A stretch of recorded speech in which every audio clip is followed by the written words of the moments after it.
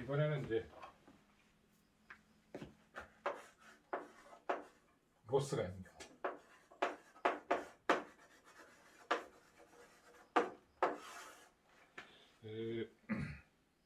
유니폼 플레인 웨이브를 기본적인 것들을 했는데 지금까지 그것들은 다 소질이 없는 그 가장 기본적인 것은 프리 스페이스에서 했던 거고, 프리 스페이스라는 건 아무것도 없는 텅 빈 공간이에요.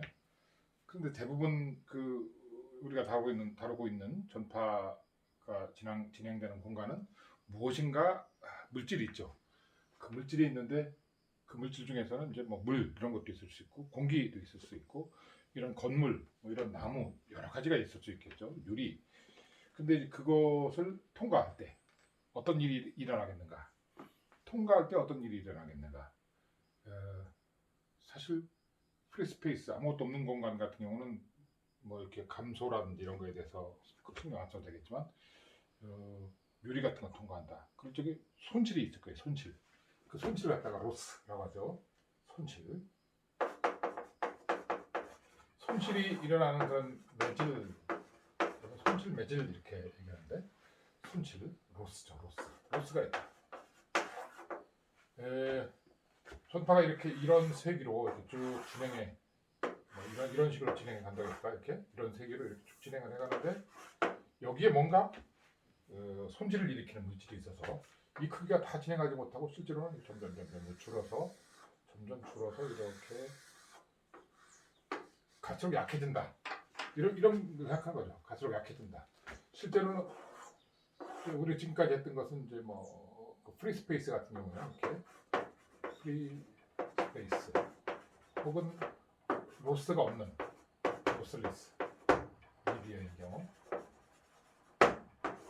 프리 스페이스 이런 경우에는 이제 지금 이렇게 그대로 그 세기가 그대로 유지되는데 손실이 있는 경우에는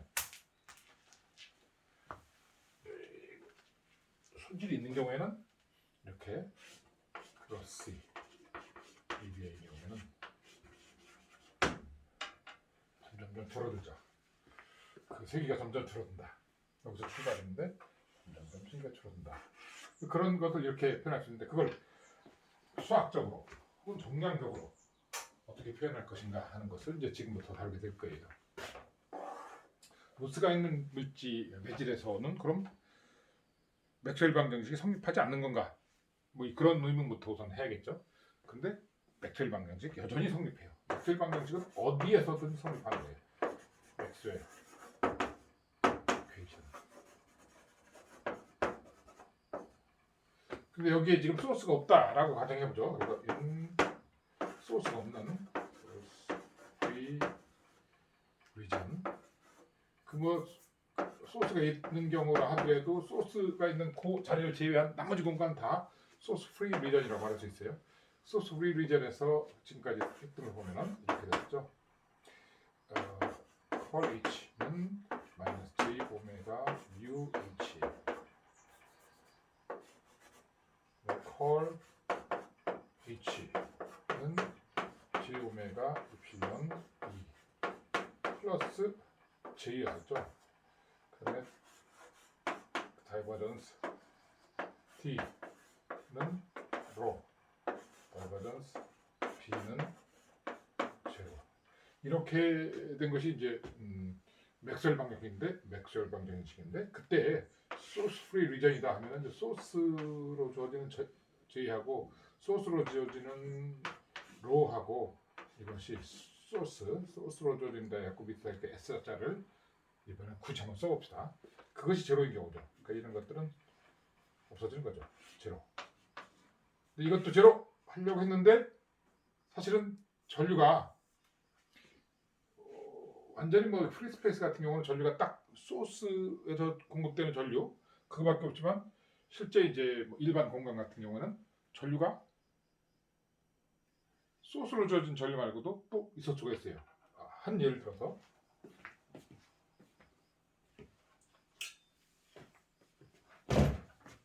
안테나를 하나 들고 왔어요. 이렇게.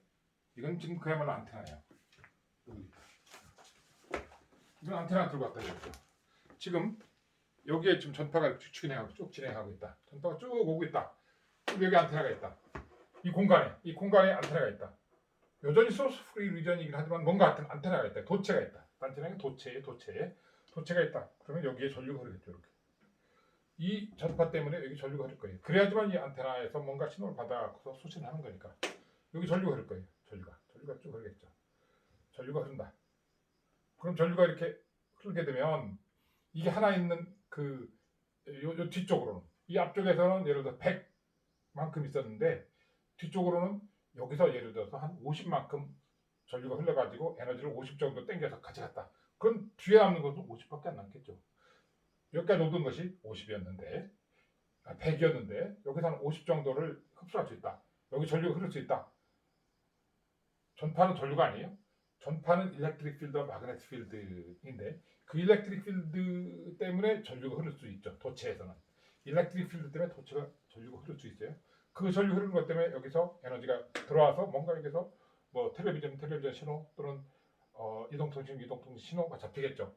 그러면 여기서 들어간 것 때문에 이 뒤쪽으로는 에너지가 더 줄어서 여기 뺀 거, 여기 들어간 것만큼만 쪽으로 진행하겠죠. 이 전파 입장에서 봤으면 로스가 된 거예요. 전파 입장에서는 로스가 된 거죠. 그렇게 뭔가 도체가 있다. 그 상황을 여기서 그림을 한번 그려볼까요? 여기에 지금 안테나든 뭔가 도체가 하나 있다. 도체. 이게 도체가 있어 여기. 이렇게 싸게 보자. 이렇게. 이게 도체다.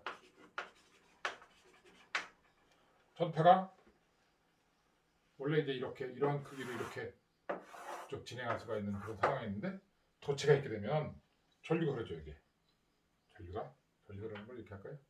전류가 흐르죠. 이렇게 전류가 흐를 거예요.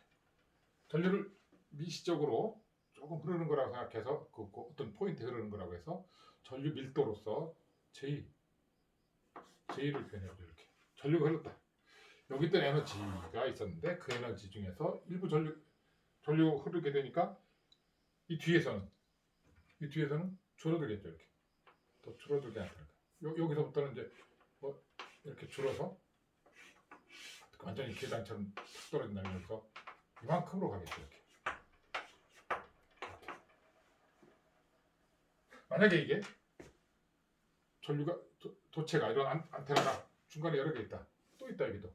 그럼 여기 전류가 흐르겠죠. 그럼 여기서부터 떨어질 거예요. 또 이렇게. 또 떨어지겠죠. 그럼 더 많이 떨어지겠죠. 그 여러 개 있다 이렇게. 여러 개 있다. 여러 개 있는 걸 갖다가 지금 생각할 적에 이렇게 큰 도체가 아니라 아주 미세한 그 크기의 아주 작은 크기의 도체가 여기 탁 있다고 해보죠. 그러면 그게 전류가 전부 흐를 거예요. 이렇게 전부 전류가 안테나에 전류가 흘러가지고서 에너지가 줄어들듯이 지나간 아까 이렇게 하나만 있을 적에는 여기 뺏긴 것만큼 탁 떨어지겠지만 연속적으로 쭉 있는 상황이라 한다면 이렇게 떨어지겠죠. 서서히 떨어져서 줄어들 거예요. 이 안에 있는 이런 도체들, 그 도체들은 작은 안테나라고 볼 수 있겠죠. 물론 일부러 설치한 안테나일 수 있겠지만 사실은 물방울 같은 거 생각해봐요. 물방울도 이거만큼은 하지만 상당히 전류가 잘 통하는 도체예요. 그러면 그 물방울 하나하나들이 전류를 흘리게 되면은 그 물방울 하나하나에 전류가 흘러서 궁극적으로는 전류가 계속 흐르다 보면 거기에 열이 발생하겠죠. 그 열로 해서 전파의 에너지가 열로 바뀌는 거죠. 아까 이런 안테나 같은 경우에는 물론 열로 바뀌는 경우도 있지만 안테나 같은 경우는 여기서 쏙 빠져갖고 이쪽 수신기 쪽으로 들어가는 그런 식이 되겠지만 여기서는 이제 일반 뭐 물방울 같은 게 있다. 그럼 물방울 같은 것에 전류가 흘러서 그 전류가 열이 되는 열로 바뀌는 그런 식으로 해서 에너지가 없어지는 거죠. 그 공간에 지금 이런 식으로 좀 눈에 띄게 이렇게 크게 그렸지만 실제로는 이제 굉장히 미세한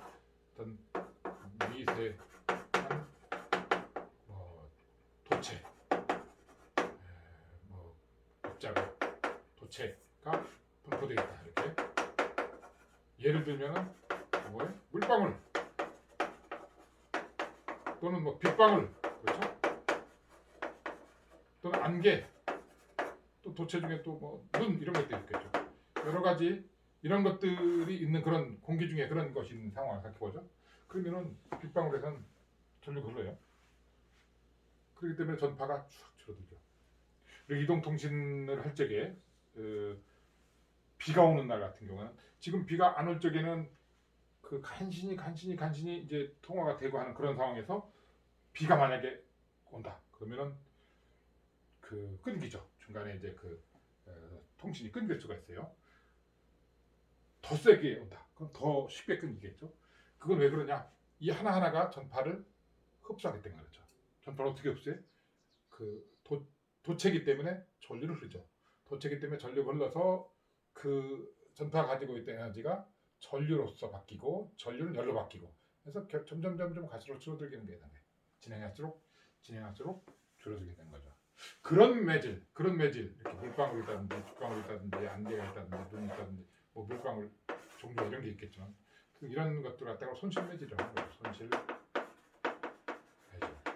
물론 이 공기 중에서의 이런 그 물방울 얘기만 지금 했지만 유리가 있다. 그럼 유리 안에 어떤 미세한 전류가 흐를 수 있는 무엇인가 그 부순물 같은 게 들어있을 수가 있어요. 나무가 있다. 나무도 그 안에 수분 같은 게 있으면 그 수분 때문에 그 전류가 흐를 수 있죠. 예를 들어서 나뭇잎파리가 있다. 숲이 있는데 숲에 여름이 되어서 나뭇잎이 무성했다. 그건 굉장히 많은 물방울이 있는 그런 모양이죠. 나뭇잎이라는 것은 그 전류가 잘 통하는 물이 그 안에 들어있기 때문에 전파 입장에서는 그 안에 도체가 많이 들어있어서 손실이 많은 그런 매질을 통과하는 것과 똑같은 거예요. 그 숲 같은 경우에 여름에는 전파가 잘 통하지 못해요. 겨울에는 이파리 많이 떨어지기 때문에 가지밖에 없으니까 가지도 물론 이제 그 안에 그 도체가 물이 수분이 있어서 도체 어느 정도 도체 성질을 가지고 있지만 그래도 여름에 이파리가 많이 있는 상황하고는 좀 다르겠죠.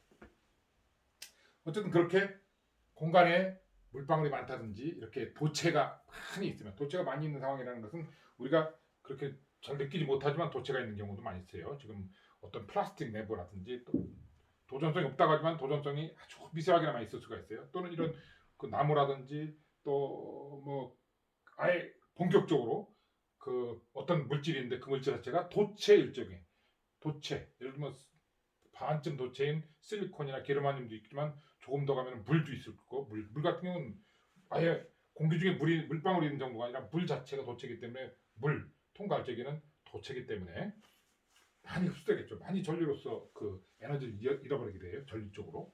또 알루미늄이라든지 쿨이라든지 이런 것처럼 도전성이 좋은 그런 물질이 있다. 그때는 전파가 가지고 있는 일렉트릭 필드가 대부분 다 전류로 바뀌어가지고 잘 통과하지 못하는 많이 그 감소하는 그런 성질을 갖겠죠. 그래서 그런 것들 통칭해서 우리가 로시 미디어 손실 매질이라고 하죠. 그러면 지금 아까 이렇게 하다 말았는데 맥스웰 방정식에서 그걸 어떻게 취급하는가? 아까 여기서 잠깐 이걸 하다가 말았지만 이 전류라는 것이 아까 여기서 전류가 흐르죠. 여기서 전류가 흘러요. 이거는 소스 프리 리전이라 하더라도 전류가 흐를 수 있는 데가 있다는 얘기예요. 전류가 흐르는 데는 어디에 흐르느냐? 도체에서 전류가 흐른다. 여기서 아까 물방울 하나하나 아니면 이런 도체가 하나하나 또 여기 안테나 같으면 안테나 하나하나에 전류가 흐르는 거죠. 도체가 있으면 그 도체에 전류가 흘러요. 그때 도체에 흐르는 전류 도체가 있다. 도체가 있다.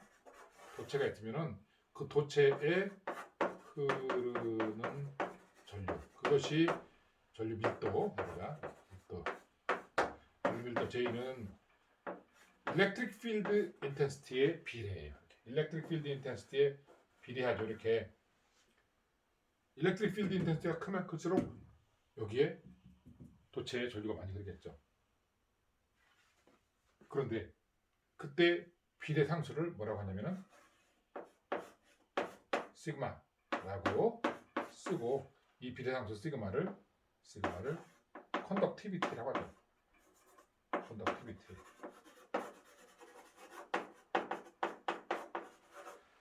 아까 물방울 같은 경우에 같은 일렉트릭 필드가 가질 적에 물방울에 흐르는 전류 또 이런 어떤 도체 잘 만든 도체 같은 거 이런 도체 사실은 도체가 있을 적에 여기에 이제 똑같은 일렉트릭 필드가 있을 적에 전류가 흐르는 정도 물방울이 흐르는 정도 뭐 안개 눈 같은 경우에 거기에 흐르는 거 또는 뭐 거기에 이런 분필이 있다. 그럼 분필도 컨덕티비티가 완전히 제로는 아닐 수 있어요.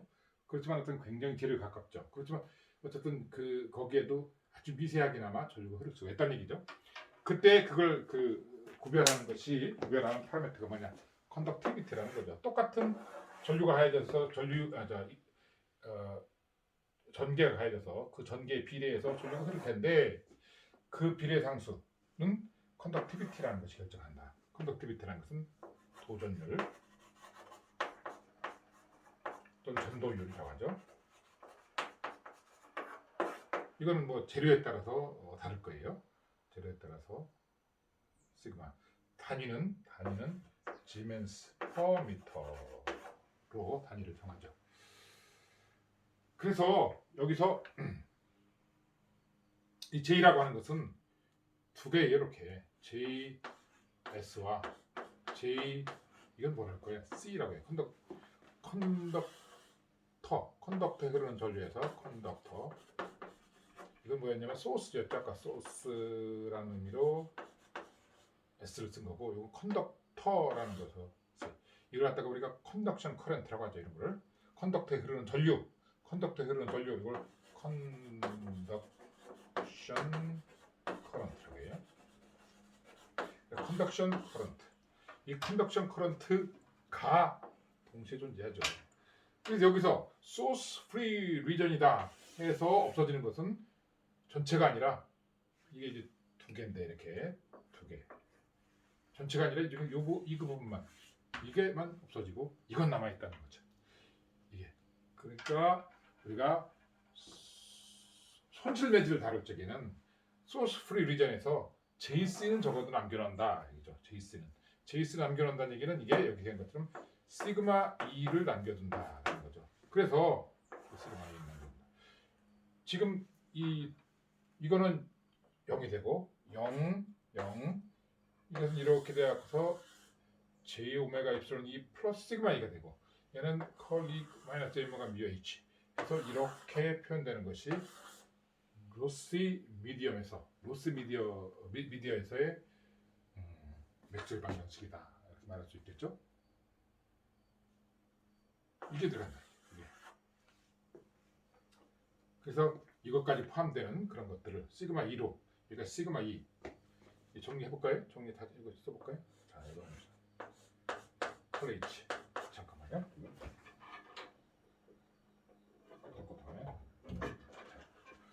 H는 J 오메가 이필론 E 플러스 시그마 E 두 번째 식이 이렇게 된다는 거죠. 이게 두 번째 식이 이게 소스 프리 리전이라서 JS는 제로지만 아직은 그 컨덕션 커런트 JC가 있기 때문에 로스리스인 경우는 이거마저 높죠. 로스리스인 경우는 시그마가 제로가 되니까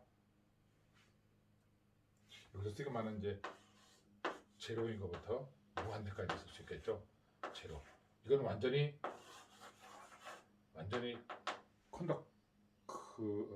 컨덕티비티가 제로인 프리 스페이스 같은 얘기죠. 프리 스페이스.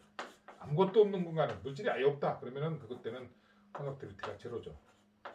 컨덕티비티가 무한대인 것은 사실은 없어요. 컨덕티비티가 지금 가장 큰 것이 이제 보통 10의 7승 정도 되고 우리가 보통 슈퍼컨덕터라고 하는 것이 10의 9승 정도까지 되고 그러는데 무한대 되는 것은 이거는 가상 이제 있다라고 가상의 물질이죠. 우리가 이제 PEC라고 해요. 그걸 PEC 뭐의 약자일까요? PEC Perfect Electric Conductor 완전 도체예요. 완전 도체. 자 적어볼까요? Perfect Electric Conductor Perfect Electric Conductor 우리말은 완전 도체 이렇게 말하겠죠? 완전 도체라고 하는 거 PEC 지금 컨덕티비티를 가지고 지금 얘기하시는 거예요. 이런 얘기를 할 수가 있겠는데 뭐 그 사이에 있죠. 이렇게 재료에서부터 무한대 사이에 보통은 이제 아주 컨덕티비티가 좋은 재료 그게 한 10의 7승 정도 되죠. 도체라고 하는 것들이죠. 보통 뭐 여기다 한번 잠깐 적어볼까요? 여기다가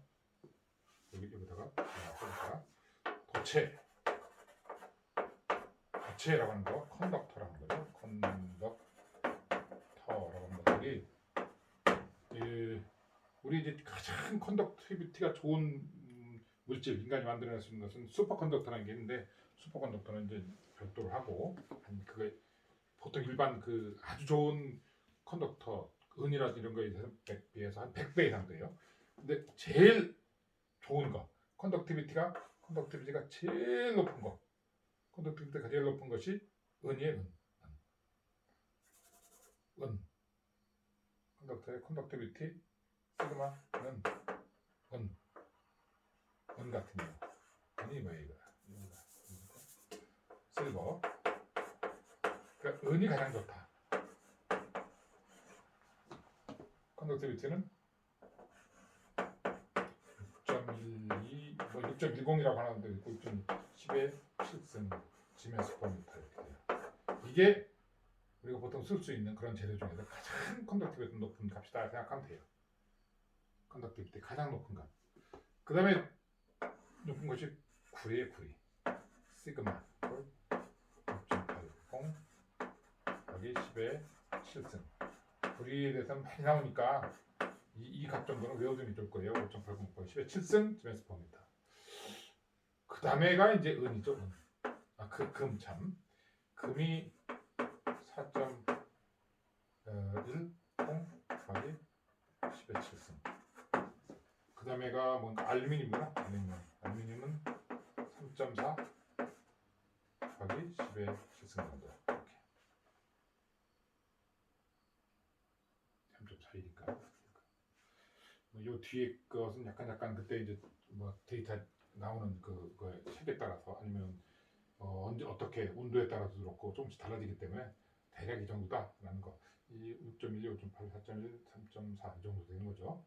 그리고 이제 또 우리가 많이 쓰고 있는 철 같은 경우, 철 시그마가 좀 낮아요. 이거는 1.0 곱하기 10의 7승 정도예요. 이 안에 굉장히 많은 것들이 있겠죠. 이렇게 이런 것들이 보통 여기 이제 구리,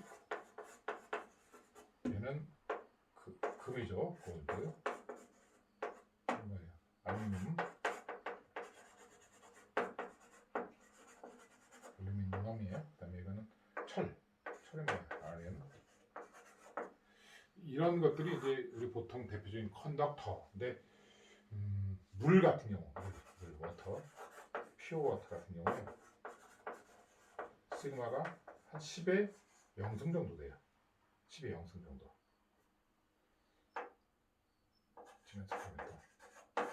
그 일반 0의 0승. 0. 그 보통 우리가 도체다 하는 거에 비해서 물도 전기를 통하는 도전성을 갖고 있긴 있는데 10의 7승분의 1 정도인 거죠. 그러니까 약 한 뭐 1000만분의 1 정도, 그 정도. 그 물에 비해서 그러니까 구리나 이런 도체들은 한 1000만 배 정도 전기를 잘 통한다. 똑같은 일렉트릭 필드에 대해서 더 많은 전류를 만들어낼 수 있는 그런 재료들이 바로 컨덕터다. 이제 그런 것들인데 공간에 물만 쫙 이렇게 있어도, 다시 말해서 안개가 껴 있다, 비가 온다, 그래 아니면 이제 나뭇잎파리가 많이 있다, 그런 경우라 하더라도 일렉트릭 필드가 이렇게 전류를 전개가 가해지게 되면, 전파로부터 전개가 가해지게 되면 전류가 흘러요. 그 나뭇잎에서 전류가 흐르고 물방울에서 전류가 흐르고, 그때 전류가 흘러가지고서 그것이 열로 바뀌어서 사라져 버리죠. 그렇기 때문에 그걸 로스라고 하는데 줄어들겠죠. 그걸 어떻게 취급할 것인가, 바로 이렇게 취급하자는 거예요. 이렇게. 그래서 맥스웰 방정식 이렇게 된다는 것을 놓고 두 번째 식, 이 식을 다시 한번 보는데, 다시 한번 이렇게 써보는데, 컬 H는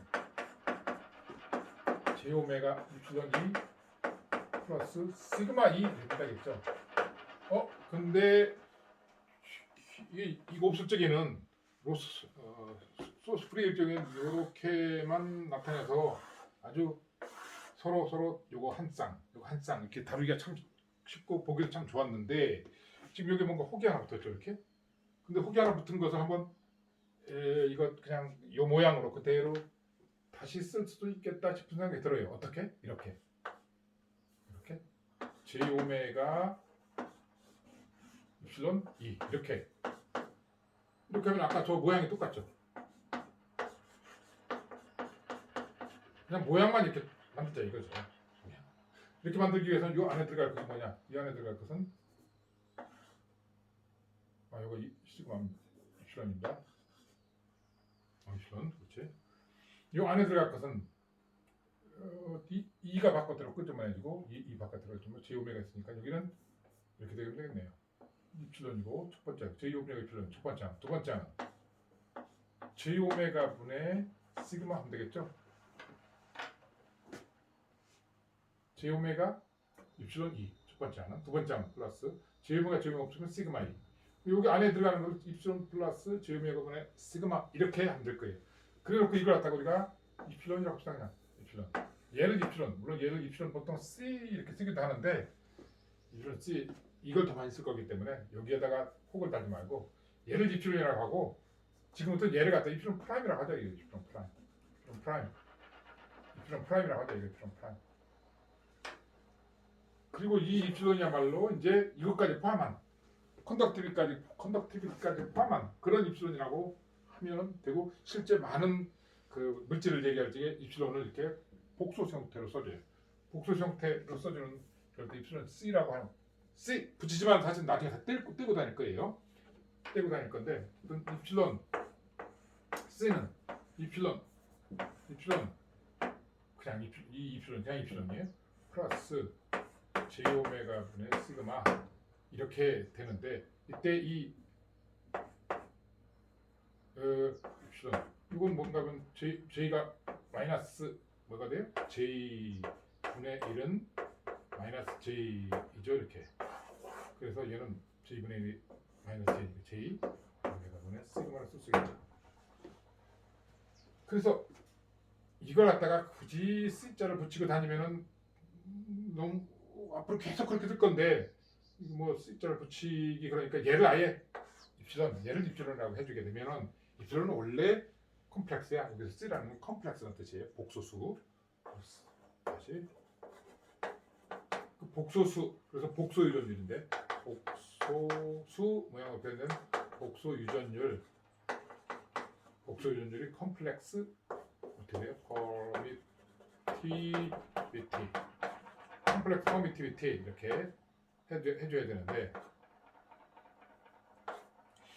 그게 이제 C를 달고 다니니까 지금부터는 너무 그러니까 이걸 떼고 얘를 아예 프라임으로 붙여줘. 아까 여기 이렇게 프라임 붙여주고 얘를 프라임 붙여주고 그리고 이것도 아예 허수부 마이너스 J의 뒤에 있는 허수부를 입실론 더블 프라임이라고 해도 더블 프라임이라고.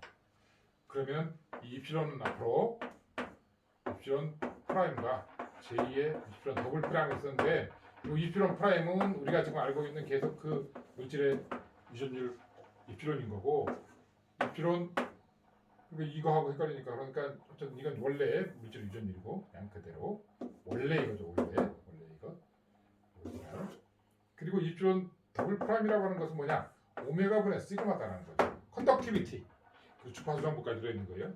2파이F니까 이게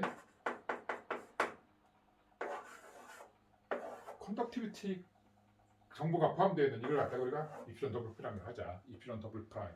이 입실론 더블 프라임이 그러니까 컨덕티비티 정보가 들어있는 거고 컨덕티비티가 크면 클수록 로스도 더 큰 거예요. 전류가 많이 흐르니까. 그래서 이 입실론 더블 프라임이 크면 클수록 로스가 더 크다 이렇게 말할 수가 있는 거죠.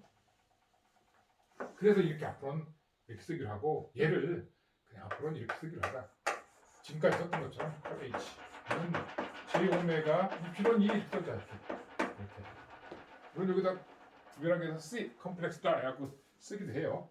근데 이렇게 써놓고서 앞으로는 그냥 입실론은 그냥 컴플렉스 퍼미티비티 전부 그냥 하자. 그렇게 되면 이제 이게 로스를 정하는 건데 입실론 더블 프라임이 오메가 분의 시그마 나겠죠. 이게 로스를 정해야 돼요. 로스가 관련돼 있어요. 로스 관련. 더블 프라임은 오메가 분의 시그마. 그래서 입실론을 이제 입실론의 크기하고 엑스포넨셜 J의 탄젠트 마이너스 탄젠트 아크탄젠트가 되네요. 아크탄젠트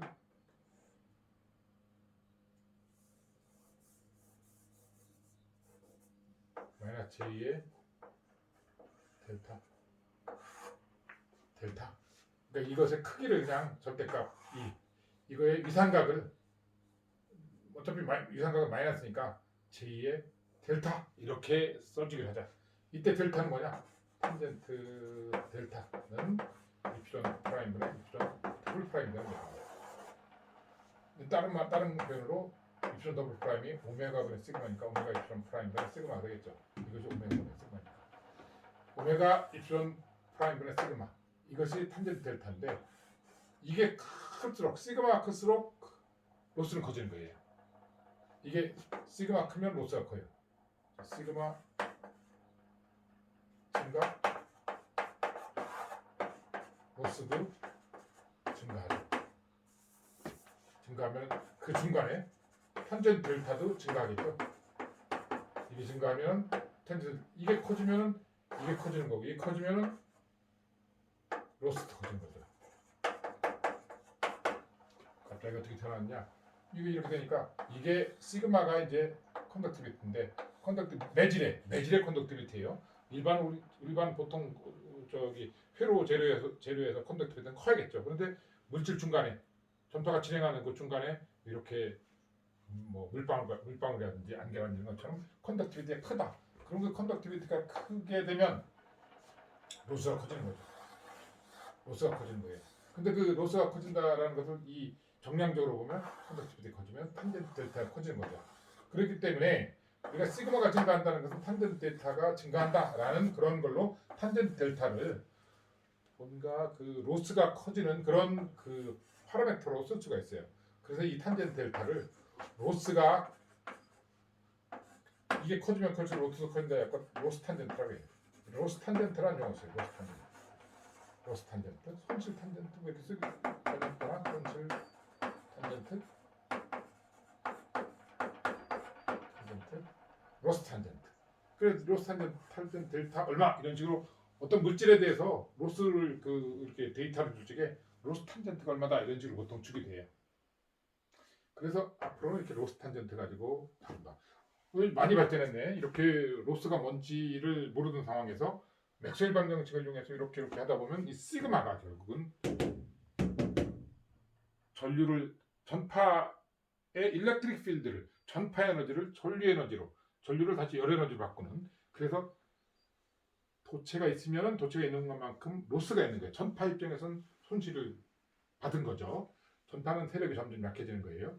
그래서 뭐 그런 건데 그거를 우리가 이제 그 정량적으로 다루려고 하다 보니까 컨덕티비티라는 얘기가 나왔고 그 컨덕티비티를 여기 맥스웰 방정식에 맞춰가지고 이렇게 모양을 맞추다 보니까 그때 이프silon이라는 것이 이프silon 프라임 마이너스 이프silon 더블 프라임 컴플렉스 퍼미티비티 복소요전율이 나왔고 그 복소요전율에 뭐가 돼요? 복소요전율에 이렇게 크기와 위상각 그때 위상각 델타에 대한 탄젠트 델타를 우리가 로스 탄젠트라고 해서 바로 이게 손실을 정량적으로 그 어떤 수치 데이터 어떤 물질의 손실이 얼마큼 될 것인가 이게 보통 로스 탄젠트로도 표현한다라는 표현을 한 거예요.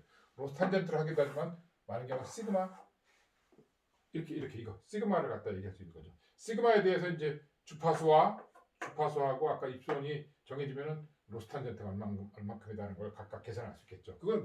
근데 그것은 이제 주파수가 결정돼야 되는 거니까 로스 탄젠트는 이제 그 주파수에 맞춰가지고 어떤 물질이 어떤 주파수에서 로스 탄젠트가 얼마큼이다 해서 주파수별로 그건 다르게 나타나요. 그거는 이제 측정된 데이터를 필요한 자료를 찾아서 이제 그때 쓰면 되고 하겠죠. 그리고 로스는 이렇게 다루는데 이제 그렇게 되면 이제 이 맥스웰 방정식을 다시 이제 풀 적에 자 이건 이쪽으로 1번씩 이건 2번씩 이건 3번씩 이건 4번씩 해서 이제 풀도록 해봅시다. 그러면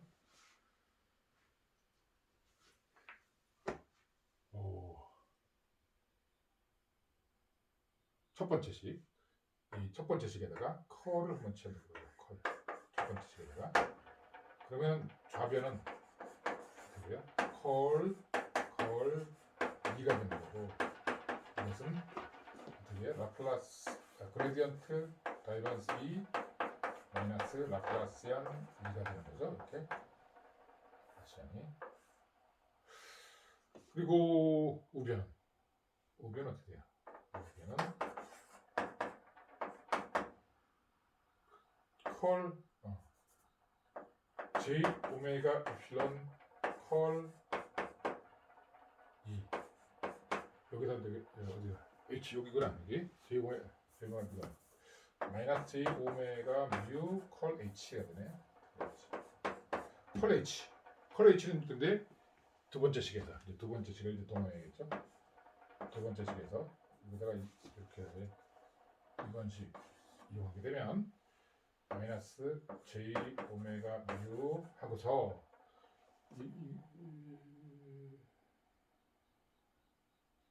이거 쓰면 되겠지. J 오메가 이필론 2. 이것은 마이너스 JJ 하면 마이너스 1. 그래서 플러스가 되네요. 마이너스에다가 JJ 하면 마이너스 1 플러스 오메가 제곱 뮤 이필론. 그래서 좌우 같게 놓게 되면은 이게 그리고 여기서 이건 제로죠. 왜 저러냐? 이거 이 식에 의해서 3번째 이게 D는 이플론 2니까 결국 이게 제로로 간다면은 이플론 양변에 나눠져 가지고 다이버전스 2는 0. 그래서 이게 3번식에 의해서 3번식 때문에 0이 돼요. 그러면 좌우 같게 놓게 되면은 라플라시안 2 플러스 K 제곱 오메가 제곱 뮤 이필론 2는 제로. 이걸 이쪽으로 이항시켜온 거예요. 그럼 제로가 되는 거죠. 우리가 지금까지 많이 봤던 식이죠. 그냥 그대로예요. 여기서 뭐 달라진 건데 다만 여기서 이게 지금 여기까지는 당분간 씁시다. 이 C라고 컴플렉스인 거죠. 이게 컴플렉스. 이게 컴플렉스인 거예요. 복소수. 여기가 복소. 당분간 씁시다. 이걸 구별하기 위해서 컴플렉스. 이걸 하는 얘기죠. 이거. 이렇게. 나중엔 떼고 다닐 거예요. 이게 다. 컴플렉스. 그러면은 지금 이게 뭐였죠? 이걸 K라고 했죠? K제곱을 뭐라고 정했냐면 오메가 제곱 뮤 이필론이라고 정했는데 이게 C자가 붙은 상태에서는 얘도 컴플렉스다 이렇게 붙일 수 있겠죠. 컴플렉스를 붙이는 게 낫겠네. 이렇게. 컴플렉스다. 그러면은 이제 이 식은 이제 컴플렉스 복소수식을 이용해서 그냥 이렇게 이거만 알고 있으면서 이렇게 플러스 K 제곱 2 제곱인데 이때 이게 컴플렉스라는 거죠. 컴플렉스. 그래서 이렇게 똑같아요. 그냥 똑같은데 이게 컴플렉스라는 것만 달라진 것뿐이죠. 컴플렉스다. 이거 컴플렉스다. 복소수다. 그것은 이제 좀 그것 때문에 복잡하게 만들어진 건데 이것이 역시 헬르몬트 이퀘이션이 그대로 헬르몬트 이퀘이션.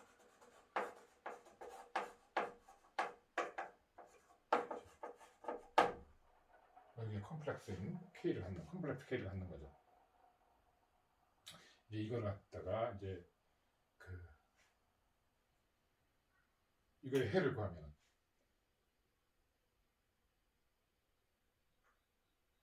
이거 해를 구하는 것을 이제 또 다음 해볼 텐데 좀 쉬었다 합시다. 잘라서.